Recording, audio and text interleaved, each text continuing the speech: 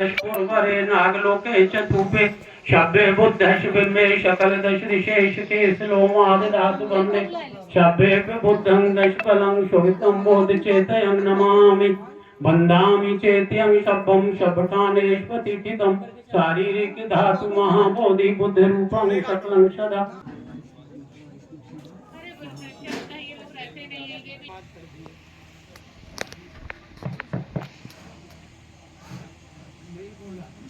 बावन किला बर्बाद कर दिए चुगली कर करके माहिल ने,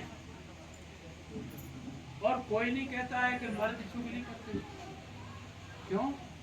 सोचें आप लोग। उसने चुगली से देवासुर संग्राम हुआ, कितने लोगों की हत्या हुई। कोई कहता है आदमी चुगली करते हैं? कोई नहीं कहता। क्यों? मालिक है ना घर के। आप लोग दासी हैं, पैर की जूती हैं, तुलसीदास जी ने लिखा है ना। और उसने तो यहाँ कहा कि नारी स्वभाव सत्य कभी कहीं अवगुण 8 सदा और बसे। पतिव्रता नारी के अंदर उस नालायक ने 8 अवगुण बताए। 8 अवगुण नारी। इसलिए हम अपनी बहनों से निवेदन करते हैं, कहीं बैठो, कहीं कथा भागवत पूजा पाठ में कहीं मतलब 1 से 2 हो जाओ तो वहां पर अपने बातें कर लो। लेकिन ऐसा नहीं कि उधर भागवत हो रही, उधर उन्हें 4 गुट बना के वहां बातें करने लगी। इसमें आपकी बदनामी होती है। और मैं ये विश्वास नहीं करता हूँ कि हमारी बहनें कभी चुगली करती हैं, मोहल्ले में झगड़ा करा देती हैं। तो इस तरह से एक शील और रह गया है, वो सुरावेर मज्जपुवद्ध ठाना वेरमणी शिक्षा पदम समाधियामी। किसी भी प्रकार की, भाई लोगों को अच्छा नहीं लगेगा शायद, किसी भी प्रकार की कच्ची पक्की शराब, गांजा, भांग, अफीम, स्मैक, गुटखा, राजगिरी, बीड़ी, सिगरेट और तंबाकू, गुटखा, ये कोई भी नशीले पदार्थ हम नहीं लेंगे। कोई नशीले पदार्थ हम नहीं लेंगे, ये बुद्ध ने कहा है। और अगर ये नशीले पदार्थ लोगे तो तुम्हारे घर में हमेशा झगड़ा होता रहेगा, कभी कल्याण नहीं होगा तुम्हारा। इसलिए नशीले पदार्थों से बचो, नशीले पदार्थों से बचो। लेकिन हिंदू धर्म में तो ये शाही काम है, शराब पियो और जुआ खेलो। राजे महाराजा एक दूसरे को चिट्ठी लिख के बुलाते थे। दुर्योधन ने युधिष्ठिर को बुलाया, बड़ा छन्ना गया। एक माँ अपने बच्चे को, जिसको 9 महीना पेट में रखती है और 8, 9, 10 साल उसको पाल के इतना बड़ा करती है, और एक कप टूट गया तो उसका घर तमाचा मार दिया, उसका कान भी बढ़ सकता था पर्दा। दूसरी माँ क्या करती है, जैसे ही उसके कान में आवाज पड़ी बच्चे के, कप गिर गया, टूट गया, तुरंत भागी, मेरे बच्चे के ऊपर कहीं गर्म चाय तो नहीं गिर गई, मेरा बेटा जले तो नहीं गया, ये चिंता उसको। और आ करके बच्चे का हाथ पकड़ा, इधर किया, बेटा तेरे ऊपर गर्म चाय तो नहीं गिरी? बोले नहीं। बेटा जले नहीं? कि बोले नहीं। बोले चिंता न कर, अभी मुझे दूसरी तुझे चाय बना के देती हूँ और शाम को पापा से बढ़िया एक कप तेरे लिए मैं। बच्चा खुश हो गया। दोनों माँ का अंतर समझ लो। क्यों ऐसा हुआ? हमारे अंदर जो दुश्मन है ना, हमारे अंदर जो दुश्मन बैठे हैं, काम, क्रोध, मद, लोभ, अहंकार, राग, द्वेष और मोह, ये हमारे अंदर हैं। उनको जो कोई छेड़ता है सोई वो अपना काम शुरू कर देते हैं। आज बुद्धं शरणं गच्छामि, कि मैं बुद्ध की शरण में जाता हूँ। इसी तरह 3 बार वो बोला। उसके बाद संगम शरण, कोई दुश्मन नहीं, बुद्ध का कोई दुश्मन नहीं, कोई दोस्त नहीं था, कोई दुश्मन नहीं। तो यह सम्यक संबुद्ध कहलाते हैं। सम्यक संबुद्ध का मतलब है विश्व का वो व्यक्ति जो सारे संसार को, प्राणियों को करुणा, मैत्री, इसका संदेश दिया हो और जिसकी पूजा सारे संसार में होती हो, वो सम्यक संबुद्ध। विश्व का शास्त्रा होता है, विश्व का गुरु होता है ये तथागत गौतम बुद्ध। आपकी ये सृष्टि जब से शुरू हुई है तब से लेकर आज तक इनके बराबर का कोई दूसरा व्यक्तित्व इस पृथ्वी पर नहीं आया। कोई भी ईश्वर, कोई भी देवता, कोई भी भगवान, कोई भी अवतार, कोई भी सिद्ध पुरुष, इनके बराबर का दूसरा कोई व्यक्तित्व इस पृथ्वी पर अवतरण है।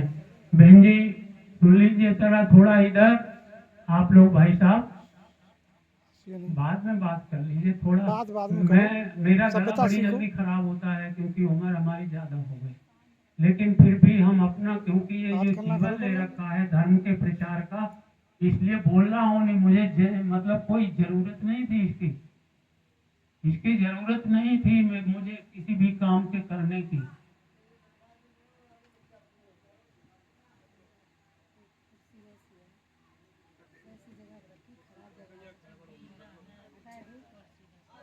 कुर्सी हटाए दो अरे चप्पल पे है, चप्पल पे, चप्पल पे है। चप्पल पे है और कुर्सी हटाए दो,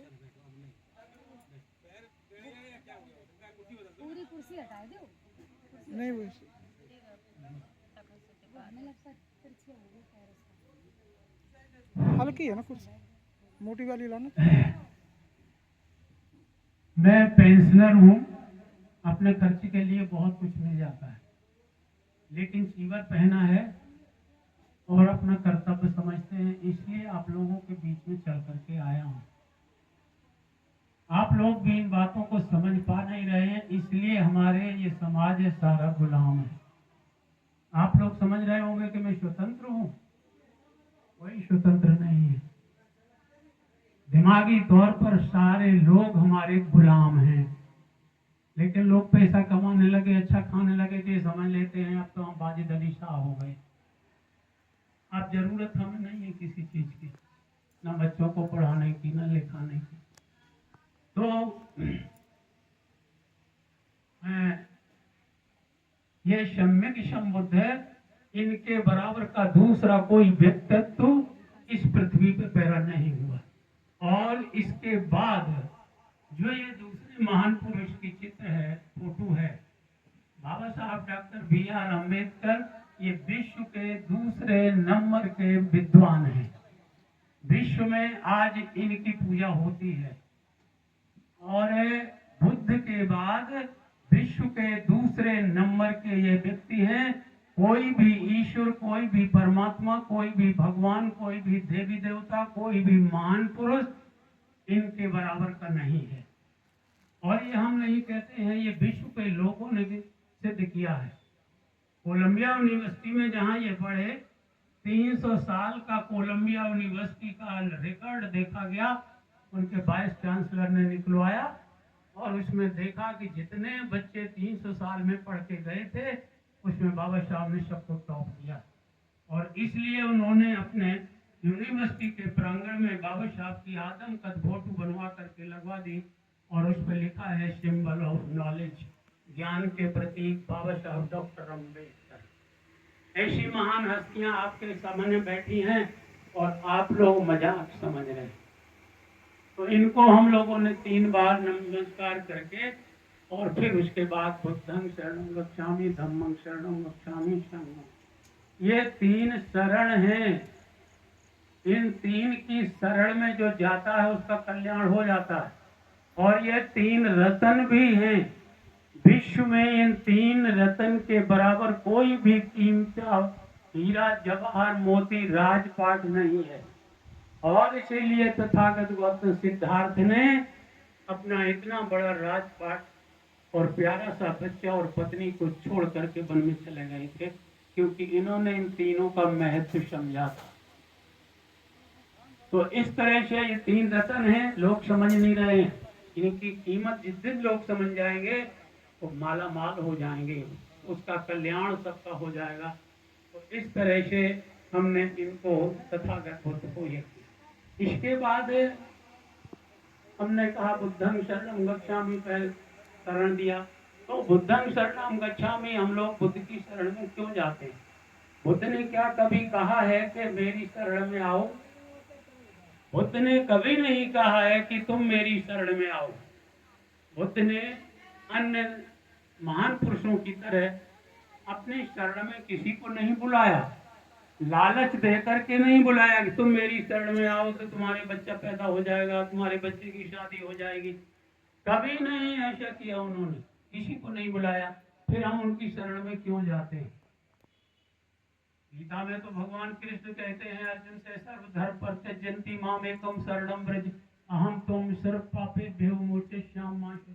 हे अर्जुन, तू सारे कर्म धर्मों को छोड़ करके मेरी शरण में आ जा, मैं तेरे सब कल्याण कर दूंगा, सीधा वैकुंठ भेज दूंगा। और शुद्ध का पता नहीं, बहेलिया ने तीर दिया, टांगे ऊपर को हो गई। ऐसे दूसरे को उद्धार करने वाले बुद्ध ने कभी नहीं कहा तुम मेरी शरण, उन्होंने कहा कि जो रास्ता मैंने बताया उस पर तुम चलना शुरू कर दो। उन्होंने जो शरण दिए हैं उन पर चलना शुरू कर दो, बस कल्याण हो जाएगा तुम्हारा। अब हम लोग उनकी शरण में जाते हैं। बुद्ध कोई नाम नहीं है, बुद्ध का मतलब है बुद्धि, अकल, बुद्धि। बुद्ध नाम नहीं है किसी का, सिद्धार्थ नाम था उनका। ज्ञान प्राप्त हुआ तब वो बुद्ध कहलाए, अर्थात ज्ञान में हो गए। वो ज्ञान सब लोगों के अंदर है। अगर हम उन्हीं तरह जागृत कर ले तो हम भी बुद्ध हो सकते हैं, संत हो सकते हैं। लेकिन इस झंझट से बाल बच्चों में कोई ऐसा कर नहीं पाता। तो इस तरह से अब हम धम्मं शरणं गच्छामि, धम्म हम लोग क्या समझते हैं? जहाँ जिस धर्म को आज हम लोग मान रहे हैं, आप लोग हिंदू धर्म को, उसमें बस धर्म होता है बलि दे दो किसी की, बकरा की। मतलब हिंदू धर्म का कोई भी देवी देवता, कोई भी ऋषि मुनि, कोई भी अवतार ऐसा नहीं है जो मांस मदिरा न खाता हो। एक एक यज्ञ में 300 जानवर काटे जाते थे। दशरथ के पुत्र नहीं हुआ, पुत्र त्याग हुआ, उसमें 300 जानवर काटे गए, तब उनके बच्चे पैदा हुए। ये धर्म है हमारे यहाँ, ऐसा